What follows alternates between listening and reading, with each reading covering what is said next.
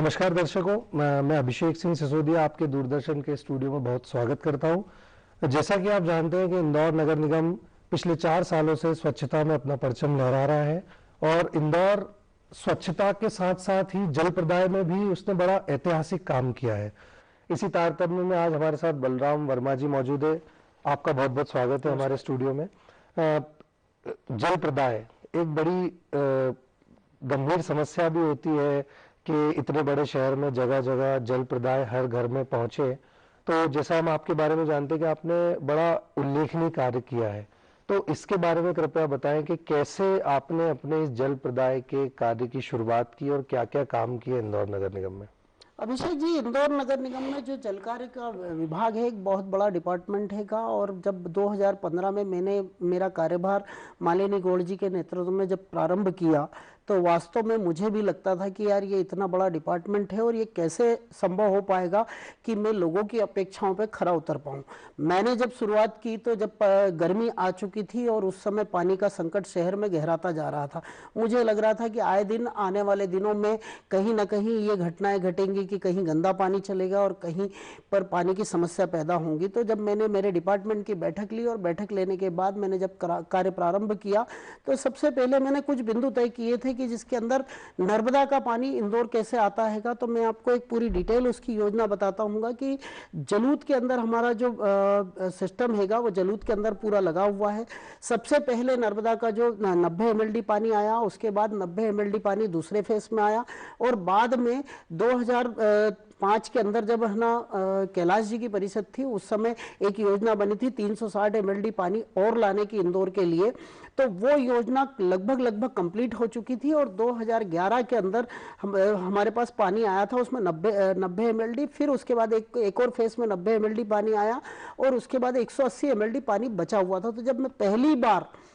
जलूत गया तो मैंने देखा कि वहां पर 180 MLD पानी तो हमारा थर्ड फेज से आ रहा था और 180 MLD पानी जो है वो हमारा फर्स्ट सेकंड फेज का आ रहा था और थर्ड फेज में जो 180 MLD आ रहा था, बचा हुआ 180 MLD पानी हमको लाना एक बड़ा चैलेंजिंग था कि हम नदी के किनारे कैसे काम कर पाए और नदी के बाद वहां से पानी कैसे लेके आए। क्योंकि जो 360 की योजना जो हमारी बनी थी वो एस कुमार ने जो डैम बनाया था उस डैम के आधारित बनी थी कि डैम भर जाएगा और डैम भरने के बाद वो हमारे इंटकवेल में पानी आएगा पूरा 360 MLD और उसके बाद वो इंदौर को सप्लाई में चालू होगा। हमने पूरा सिस्टम पूरा हमारा अपडेट था, लेकिन वो 180 MLD पानी लाना हमारे लिए एक बहुत टिपिकल काम ये था कि एस कुमार का डैम कंप्लीट नहीं हो पाया था और ना आने वाले दिनों में उसकी भविष्य में कोई योजना दिख रही थी। तो हमने सबसे पहले जो टारगेट किया कि हम सबसे पहले जो हमारा बचा हुआ 180 MLD पानी है उसकी योजना बनाकर उस पानी को लाएं।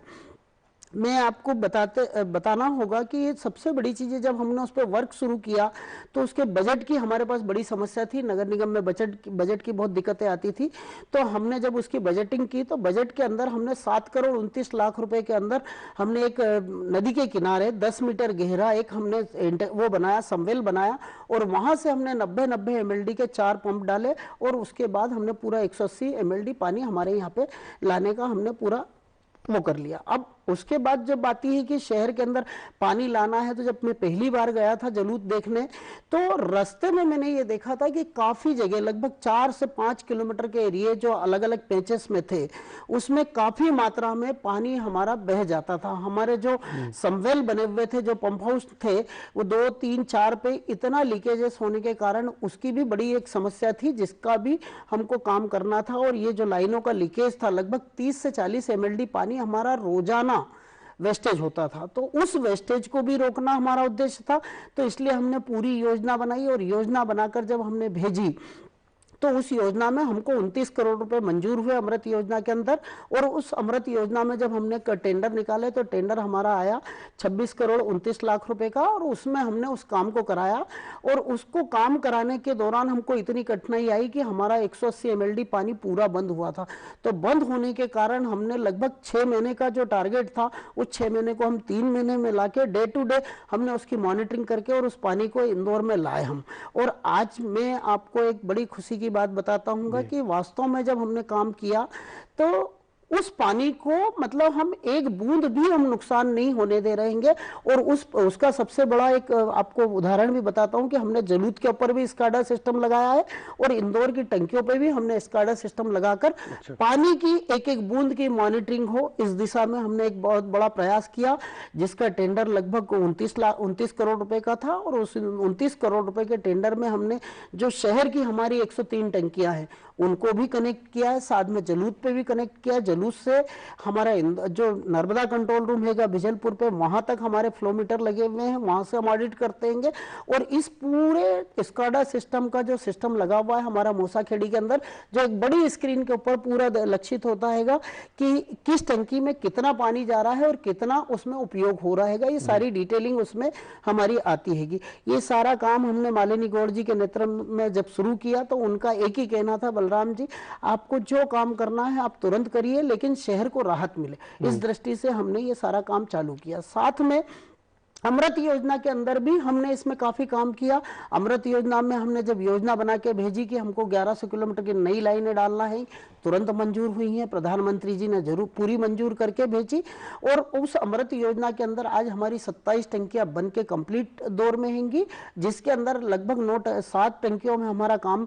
पानी सप्लाई भी चालू हो गया। और 7 जो हमारी पुरानी टंकियां बनी हुई थी, जैसे रेती मंडी टंकी है, उसके बाद बुद्धनगर टंकी है, 155 नंबर की टंकी है, 134 नंबर की टंकी है, 114 पार्ट 2 की टंकी है, ऐसी जितनी भी टंकियां थी जो आईडीए ने बनाई थी और आईडीए के माध्यम से जब नगर निगम को मिली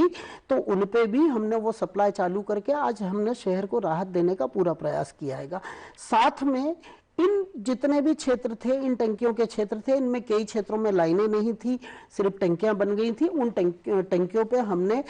लाइनें डालने का भी काम किया है। जो 1100 किलोमीटर की हमारी लाइनें जो डलना थी उसमें लगभग अभी हम 700 किलोमीटर की लाइनें हम डाल चुके हैं और अभी भी 300 किलोमीटर की लाइनें अन्य सेक्टरों में डलना अभी बाकी है।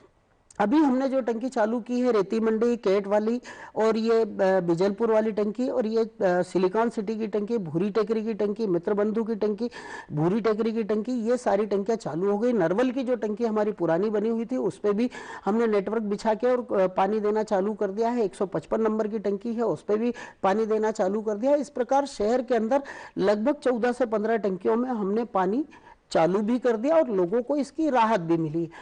जब हम इन टंकियों को चालू करने जाते थे तो देखने में ये आता था कि वास्तव में वहां लोग कितने परेशान होते थे और लोगों की जो कष्ट देखने के बाद हमको लगता था अभिषेक जी कि वास्तव में लोग पानी के लिए कितने परेशान होते हैं। 30-30, 35-35 साल जो पुरानी कॉलोनियां थी उनमें आज तक पानी नहीं पहुंचा था, तो मन में दर्द होता था कि यार वास्तव में हम इनको कैसे राहत दें। प्रधानमंत्री के साथ साथ हमारे मुख्यमंत्री जी के सपनों का शहर रहेगा, शिवराज जी के सपनों का शहर इंदौर रहेगा। उन्होंने भी दिल खोल के इस शहर की मदद की कि इसमें जो भी लगता था वो सारे काम उन्होंने हमको मंजूरी में दिए। और ये जैसे मैं आपको बीच में टोक रहा हूँ, ये तो रही बात कि वहां से नर्मदा जी का पानी हम शहर तक लेके आए, ये तो आपका एक बड़ा अच्छा मैनेजमेंट था या आपने काम किया। लेकिन होता क्या है कि जब व्यवस्थाएं मिल जाती हैं लोगों को तो उसका दुरुपयोग भी होता है, लोग पानी को वेस्ट करते हैं। तो इन सब चीजों से बचने के लिए आपने कैसे मतलब शहर में पानी आने के बाद उसको किस तरह से मैनेज किया आपने, आपकी टीम ने, ये हम जानना चाहेंगे। अभिषेक जी मैं एक इसमें बहुत अच्छी बात आपने पूछी है कि मैं आपको एक चीज बताता हूँ कि जब पहली बार जब मैंने अधिकारियों की बैठक ली थी तो मैंने ये पूछा था कि पूरे शहर के अंदर इंदौर में गंदा पानी चलता है और गंदे पानी के नाम पे लगभग 30 से 35% पानी लोग सड़कों पे बहा देते हैं और इसलिए बहा देते हैं कि वास्तव में वो गंदा पानी ड्रेनेज का पानी आता है और ड्रेनेज का पानी का उपयोग कैसे करें। तो सबसे पहले मैंने उन अधिकारियों को पूछा, अधिकारियों ने एक ही चीज, पानी के अधिकारियों ने ये बताया कि साहब ड्रेनेज चौक होने के कारण गंदा पानी आता है। जब मैंने ड्रेनेज के कर्मचारियों से पूछा कि साहब बोले कर्मचारियों की तकलीफों के कारण ये सारी तकलीफें पैदा होती हैंगी, 2-2, 3-3 दिन अगर कहीं ड्रेनेज साफ नहीं होती हैगी तो उसके कारण ये गंदा पानी चलता है। ये मैंने जब पकड़ बनाई तो मैंने माननीय महापौर जी मालिनी गौड़ जी से बात करी कि मैंने कहा भाभी ये जो गंदे पानी की शिकायत है यदि उसे हमें दूर करना है तो उस समय हमारे पास लगभग 300-350 कर्मचारी होते थे। तो मैंने भाभी से एक ही निवेदन किया कि भाभी यदि हम प्रत्येक वार्ड में 10-10 कर्मचारी यदि यदि हम फिक्स कर देंगे तो जो 3-4 कर्मचारी हैं जो वो उन समस्याओं पे प्रॉपर ध्यान देंगे कि जो जहां लाइनें चौक होती है उनकी कंप्लेन दूर करेंगे, साथ में जो बचे हुए 7 कर्मचारी हैं वो चेंबरों की गाद निकालने का काम करेंगे। तो निश्चित है कि ना तो कभी ये ड्रेनेज चौक होगी, और चौक हुई भी तो वो तुरंत 24 घंटे के अंदर वो लाइनें ठीक भी हो जाएंगी। तो उस दिशा में भी हमने जब काम चालू किया तो उसका भी बहुत अच्छा सुखद परिणाम मिला। नहीं तो लगभग 90 MLD पानी, मतलब यदि हम पैसों में यदि जोड़े तो लगभग 50 करोड़ रुपए का पानी हम सड़कों पे सिर्फ गंदे पानी के नाम पे बहाते थे। उसको भी हमने, अभिषेक जी, दूर किया इस माध्यम से कि हमने कर्मचारी बढ़ाए, और कर्मचारी बढ़ाने के बाद हमने ये सारा काम ड्रेनेज का भी उसमें कर डाला कि तो वो पानी कहीं पर भी गंदा न चले, ये हमारी प्राथमिकता थी। और आज आपके माध्यम से शहर की जनता को मैं ये भी बताना चाहता हूँ कि इस दिशा में जितना बड़ा काम इंदौर शहर ने किया है शायद ही कहीं पे हुआ होगा। और आज मैं डंके की चोट ये बोल सकता हूँ कि इंदौर शहर में कहीं पर भी गंदा पानी नगर निगम की गलती से कहीं पर भी नहीं चलता है। कहीं अगर लाइन फूट जाती है तो उसे हम तत्काल में ठीक करते हैंगे, और ये सारे काम तुरंत तुरंत करने के कारण हमको आज इतने अच्छे रिजल्ट मिले हैं कि शहर के अंदर हर घर नल और हर घर जल की योजना, जो प्रधानमंत्री का सपना था, हमारे मुख्यमंत्री का सपना था, उसको पूरा करने का हमने पूरा प्रयास यहाँ पर किया है। जी दर्शकों, हमारे साथ स्टूडियो में बलराम वर्मा जी मौजूद हैं, जो कि काफ़ी, जिन्होंने जल में या किस तरह जल का मैनेजमेंट या वाटर मैनेजमेंट जो शहर में हो रहा है उसके बारे में बताया। एक अगला प्रश्न जो बड़ा इम्पोर्टेंट है सर, कि हम सारी चीज़ें भविष्य की योजनाओं पर देखी जाती है, तो इन फ्यूचर जैसे हम जानते हैं इंदौर बड़ी तेज़ी से बढ़ रहा है शहर, यहाँ की जनसंख्या भी काफ़ी तेज़ी से बढ़ रही है, तो कहीं ना कहीं जो अभी चलने वाली योजनाओं को और कहीं वृहद रूप देने की ज़रूरत है। तो भविष्य के इंदौर के लिए कैसे जल का मैनेजमेंट होगा या वाटर मैनेजमेंट का? अभिषेक जी, आपने बहुत सही बात बोली है कि वास्तव में हम नगर निगम की बात करें या हमारे अधिकारियों की बात करें तो जो भी योजनाएं बनती है वो 10 से 12 साल, 15 साल को लेके, 20 साल को लेके प्लान होती है। वास्तव में यदि शहर के विकास में यदि भूमिका निभानी है तो हमको ये योजनाएं लगभग 50 साल से 100 साल के बीच में जो योजना काम करे उस दृष्टि से बनाना चाहिए। मैं आपको एक बड़ी अच्छी बात बताता हूँ कि जब पूरे शहर का ड्रेनेज का पानी जब सरस्वती और खान नदी में मिलता था तो उसके कारण वो गंदे नाले के रूप में परिवर्तित हो गई थी, और लोग बोलते थे कि ये नदी नहीं, ये गंदा नाला है। लोगों ने नाला भी बोलना चालू कर दिया था। लेकिन मैं आपको एक चीज बताना चाहता हूं कि जब कृष्ण मुरारी मोघे जी भी जब महापौर थे तो उस समय जब हमारे काम चालू हुए कि हमने 245 MLD का ट्रीटमेंट प्लांट बनाया कबीरखेड़ी के अंदर, तो सारी सीवरेज को जोड़ के और वहां पर ले जाने का हमारा पूरा प्रयास था, जो लगभग 50% वो काम पूरा हो चुका था। बचा हुआ 50% जो काम था और जिसके अंदर लगभग 486 ऐसे आउटफॉल थे कि जिनके कारण सारा गंदा पानी इस नालों में मिलता था, नदी में मिलता था, तो उसको हमने दूर करने के लिए हमने लक्ष्मी और एक NR पटेल हैगा, ऐसे 2 एजेंसियों को लिया साथ में, और साथ में इन योजनाओं पे जब हमने काम शुरू किया तो मुझे आज खुशी हैगी कि ये सारी योजनाएं कंप्लीट होकर आज सारा पानी हमारा वहां जाने लगा है। और साथ में हमने 5 STP प्लांट बनाए होंगे जो नगर निगम के माध्यम से, और 1 STP प्लांट हमारा जो हरसिद्धि पे बना हैगा वो भी स्मार्ट सिटी की योजना के अंतर्गत बना हैगा। तो और ये जो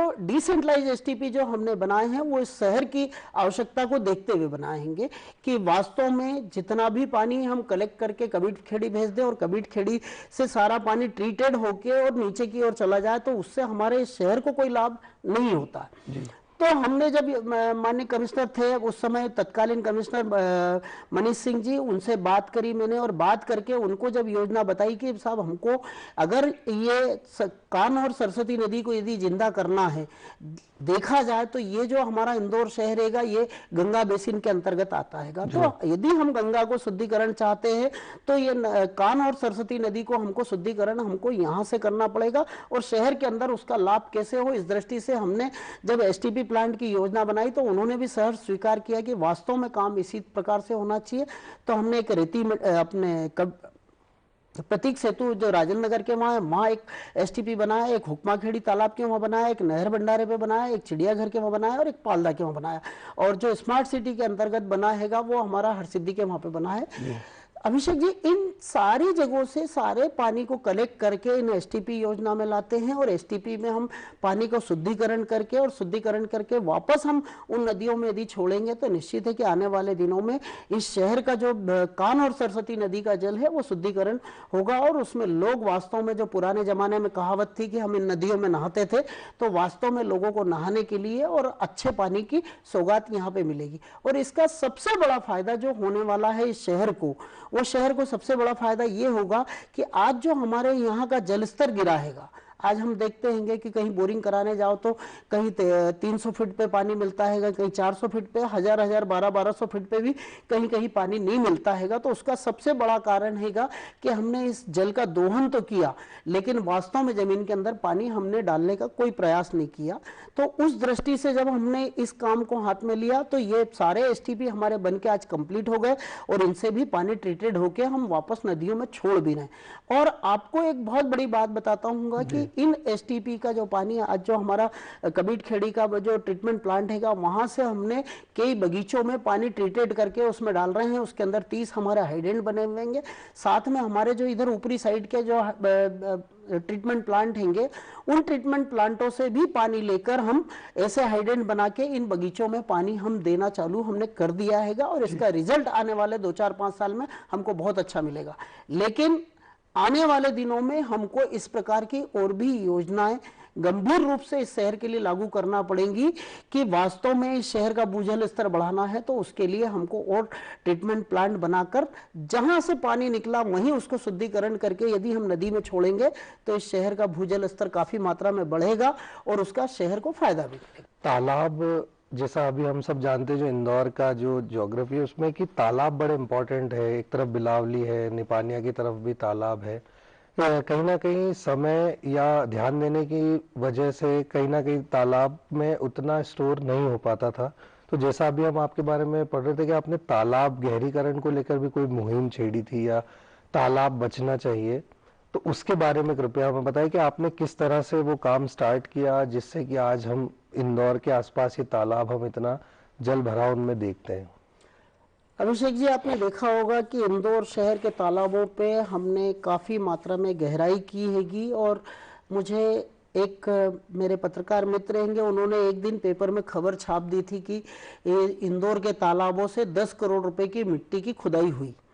तो मुझे ये लगा कि यार 10 करोड़ रुपए की मिट्टी यदि खुदाई हुई है तो कहीं अगर मुझे हिसाब पूछ लिया गया तो मैं कहाँ से बताऊंगा। तो फिर मैंने इसका सारा ऑडिट कराया और ऑडिट कराने के बाद मुझे जब पहले साल मैंने उसको योजना को देखा तो उस समय पहली योजना में ही 22 करोड़ रुपए की मिट्टी इन तालाबों से खुदी थी। वास्तव में जब ये तालाब खुदते हैंगे, तालाब जब बनाए गए थे बड़ी सोच के साथ, आने वाले 100 वर्षों की योजना के साथ इन तालाबों का निर्माण किया गया था।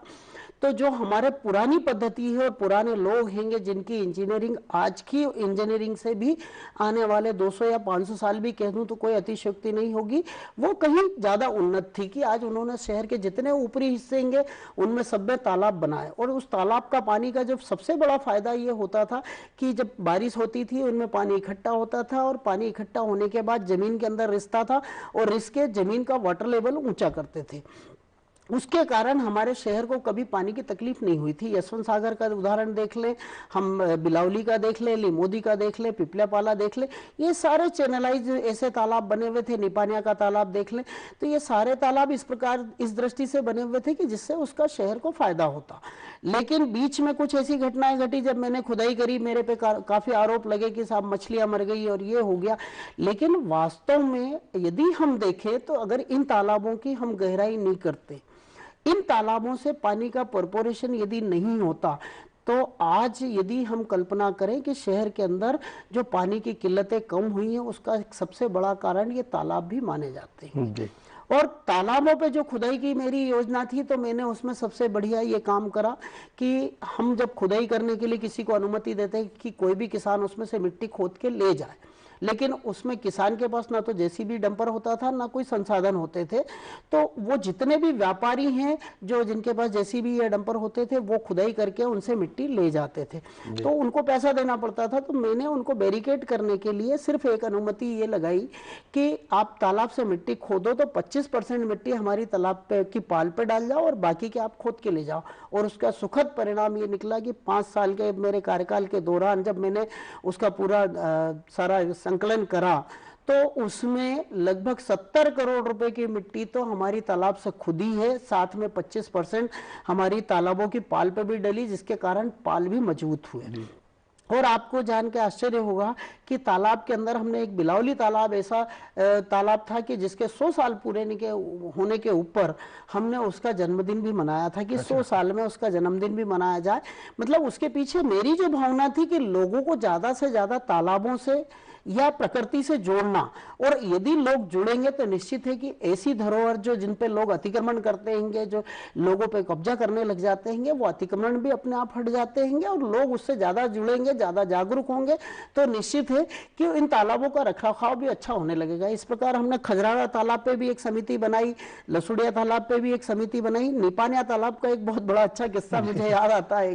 कि एक चक्कर जब हम वाटर रिचार्जिंग के लिए बैठक कर रहे थे, तो महापौर जी और कमिश्नर साहब आशीष सिंह जी बैठे हुए थे, तो हमारी आपस में एक कहा सुनी हुई कि वो बोले साहब वाटर रिचार्जिंग के लिए शहर को जागरूक करना है और अपने को वाटर रिचार्जिंग करानी है, हमारे पास उसका फंड हैगा, तो हम उस फंड को वहाँ खर्च करेंगे और वाटर रिचार्जिंग करेंगे। मैंने साहब देखो, सबसे बड़ी चीज ये है कि हम एक तालाब को जिंदा नहीं कर पा रहे हैं और हम शहर के अंदर गड्ढे खोद दें, ये ठीक नहीं जी। मैं सबसे पहले हमको निपानिया तालाब हमको करना चाहिए कि निपानिया तालाब के अंदर सिर्फ एक चैनल बाईपास से यदि हम काट के, जो श्रीमाया होटल है वहां से उस चैनल को काट के यदि हम जोड़ देंगे तो निश्चित है कि वो हमारा तालाब भरने लगेगा। अभिषेक जी, मुझे आज खुशी है और बड़े डंके की चोट मैं बोल सकता हूं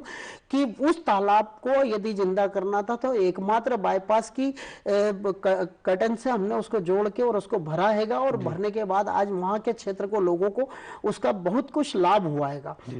और कुल मिला के हमने उसमें कितना खर्च किया, तो मुश्किल से 1,00,000-1,50,000 रुपए हमारे खर्च हुए। 600 mm की हमने 2 लेयर डाली और लेयर डालने के बाद उसकी एक चैनल बना दी, जिसके कारण आज वो तालाब भरा जाता है। इसी प्रकार मैंने माननीय मनीष सिंह जी और आशीष सिंह जी दोनों को ले जाकर एक चीज और दिखाई थी मेरी, इसमें जो अपने बाईपास की एजेंसी हैगी उनसे भी बात करी थी और उन सब लोगों को एक चक्कर दिखाया था कि जो मुंडला नायता गांव हैगा वहां से लेकर हम राला मंडल तक यदि जो बीच में वो चैनल बनाते हैं, उस चैनल को यदि हम गहरी कर देंगे, आज उन्होंने 2-2, 2.5 फीट की वो चैनल बनाई है पानी निकासी के लिए, यदि उसी चैनल को हम 7 फीट गहरा करके उस पानी को यदि हम राला मंडल तक यदि ले जाते, तो निश्चित है कि हमारा 2 या 3 बारिश के अंदर हमारा बिलावली, लिमोदी, पिपलियापाला, ये सारे तालाब हमारे भर जाते हैं। क्योंकि आज जो अपने देवगराड़े पहाड़ का और राला मंडल का जो पानी आता हैगा, वो वास्तव में यहाँ से अपने मुंडला नायता से होके और सीधे छावनी होते हुए वो बह जाता हैगा, उसका कोई हम सदुपयोग नहीं कर पा रहे हैं। लेकिन यदि इसमें अगर हम करते तो उसका सदुपयोग भी होता। और हमारा एक खुशी की बात यह कि सबसे पुराना ट्रीटमेंट प्लांट जो हैगा पानी का, वो हमारा बिलावली फिल्टर पे लगा हुआ है, बिलावली झोन पे लगा हुआ है, वहां से 9 से 12 mld पानी भी हम उसको ले सकते हैं। तो ये एक योजना मेरे मन में कसक जरूर करती है कि उस काम को नहीं करा पाया, लेकिन अधिकारी स्तर पर मैंने मेरे सारे प्रयास किए थे, कहीं उसमें कोऑर्डिनेशन नहीं बैठ पाया, लेकिन फिर भी आने वाले भविष्य में यदि वो होता है तो निश्चित है कि हमारे शहर को उसका लाभ भी मिलेगा। ये तो रही सर आपके प्रयास जो आपने काम किए हैं, लेकिन एक अवेयरनेस, पब्लिक की अवेयरनेस भी बड़ी इम्पोर्टेंट है। तो उसके लिए लोगों को जागरूक करने के लिए, ये आपको क्या लगता है इंदौर शहर के लोग कितने जागरूक हैं इन सब चीजों को लेके? इंदौर शहर की जनता काफी जागरूक हैगी और जो अच्छे काम होते हैं उसमें शहर स्वीकार करती हैगी जनता।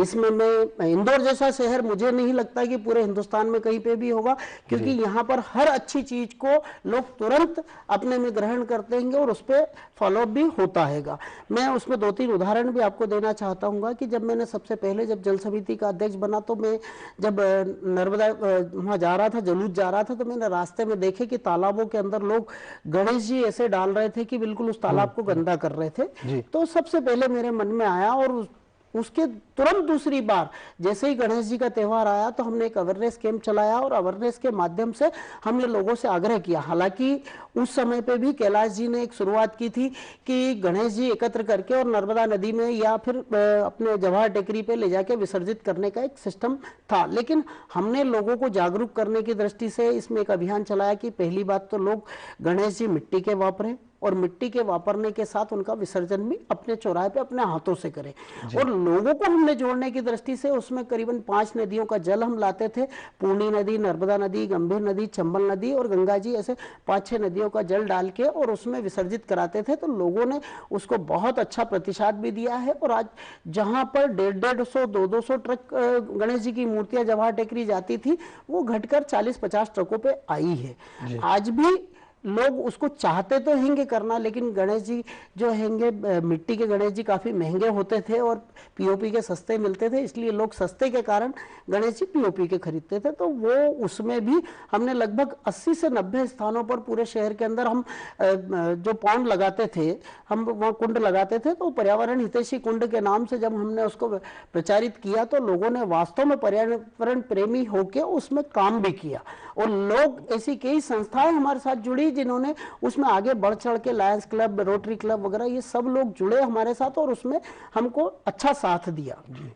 बहुत कुछ काम हुआ और उस काम का एक सुखद परिणाम ये होता है कि हम पानी को गंदा नहीं कर पातेंगे और इस पानी से साफ पानी हमको मिलता हैगा। तो इस दृष्टि से भी काफी काम हुआ। साथ में हमारा जो रिचार्जिंग का हैगा, रिचार्जिंग के मामले में भी एक बहुत बड़ी श्रृंखला चली है हमारी और लगभग 18,000 स्थानों पे इंदौर में हमने रिचार्जिंग भी किया हैगा। लेकिन आज भी इंदौर शहर में रिचार्जिंग की एक बहुत बड़ी आवश्यकता है और उस आवश्यकता को यदि हम पूरा करने के लिए एक अलग से हमको सेल भी बनाना चाहिए जो पर्टिकुलर सिर्फ उस पर ध्यान दे कि पर्यावरण और पानी को संरक्षण को लेके ही काम करे। इस दृष्टि से काम होना चाहिए। जी। इंदौर शहर में आज की तारीख में हमारे पास जो 540 एमएलडी पानी की आवश्यकता हैगी, साथ में हमारा 30 एमएलडी पानी यशवंत सागर से आता हैगा। इस पानी की आपूर्ति आज देखा जाए तो 2021 तक हमारी आपूर्ति संभव होगी, लेकिन आने वाले इंदौर को यदि विकास की दृष्टि से हमको आगे दौड़ाना है तो हमको एक नई योजना हमको और लानी चाहिए। और उसके लिए जब मैंने सर्वे कराया था तो तिंछा फाल और शीतला माता फाल 2 स्थानों का सर्वे कराया था। इन दोनों स्थानों पर लगभग 1940 एमएलडी पानी की रिक्वायरमेंट हमारी पूरी हो सकती है, जो आने वाले 100 साल तक हम इंदौर शहर को आत्मनिर्भरता के रूप में हम पानी दे सकते हैं। और सबसे बड़ी चीज ये दोनों परियोजना इतनी सस्ती पड़ेंगी कि जो जलूस से हम पानी लाते हैं, जो सबसे महंगा, एशिया का सबसे महंगा पानी होता है, वो पानी हमको सस्ते के रूप में यहाँ पर भी उपलब्ध हो सकता है। तो दर्शकों, ये हमारे साथ आज स्टूडियो में बलराम वर्मा जी मौजूद थे जिन्होंने इंदौर शहर में जल या वाटर मैनेजमेंट किस तरह स्टार्ट हुआ और किस तरह भविष्य में वाटर मैनेजमेंट किया जाएगा इसके बारे में बताया और भी कई चीजें उन्होंने हमको बताई। आपका बहुत बहुत धन्यवाद हमारे स्टूडियोज में आने के लिए सर।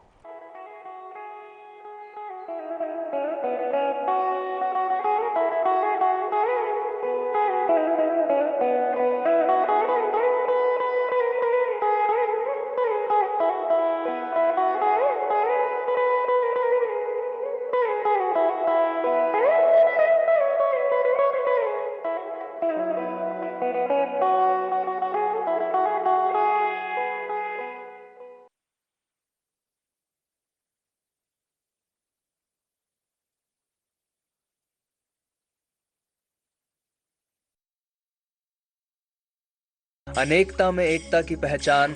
एक भारत श्रेष्ठ भारत। मणिपुर की मान्यताएं और विश्वास। मणिपुर का पाइखोम्बा इबोधोई, जिसे पाफेल भी कहते हैं, गहरी आस्था से जुड़ा ये दिव्य प्राणी सर्प शरीर और मृग सींघें रखने वाला अजदह ड्रैगन के रूप में दर्शाया जाता है। इसके 364 रूप हैं, जिसमें हर अवस्था की अलग मान्यता है। इनका वास गुफाओं, तालाबों, पर्वतों, वनों एवं अन्य पवित्र स्थानों पर रहता है। सबसे खास बात यह है कि ये किसी को हानि नहीं पहुंचाता। मध्य प्रदेश की गोंड जनजाति के प्रमुख देवता बूढ़ा देव, मातिया देव, देव ठाकुर आदि हैं। इनकी मान्यता है कि गांव के लोगों, फसलों और पशुओं की सुरक्षा ये देव करते हैं। गौंड जनजाति में भूत प्रेत और जादू